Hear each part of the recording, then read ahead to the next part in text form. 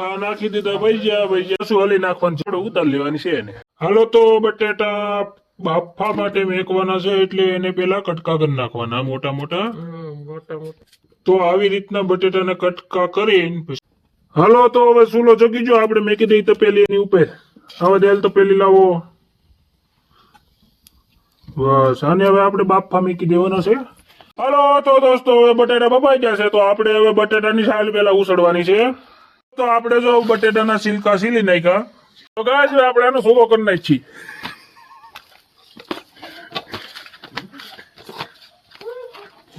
Guys હવે સુંદર થઈ ગયો છે.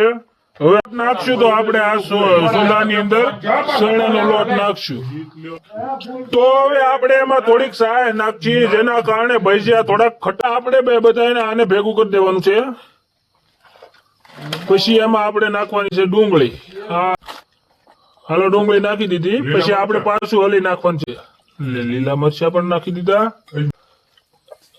જો અજમાઈ નાખી દીધા. અજમાનો મસાલો આવે છે એ આપણે નાખવાનો. એમાં હળદર નાખવાની.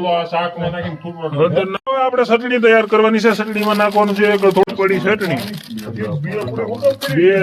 બે પડી નાખવાની છે આપણે. ચટણી તૈયાર થઈ જશે. હાલો હું દેખાડું હમણાં. ચટણી તૈયાર થાય છે તૈયાર થઈ જાય પછી આપણે હું દેખાડું.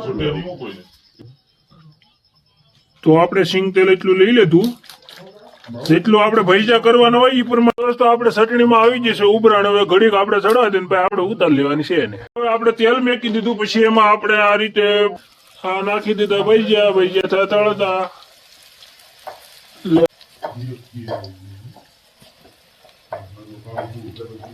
જો આ રીતે ભજીયા તળે છે પછી આપણે એને જારે કરીને કાઢી લેવાના છે. બહુ તળવા આવી રીતે ભજીયા આપણે તળવાના છે.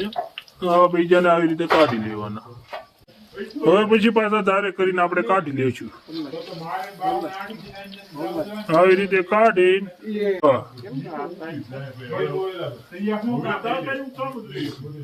થઈ જશે તો હવે આપણે જમી લઈએ.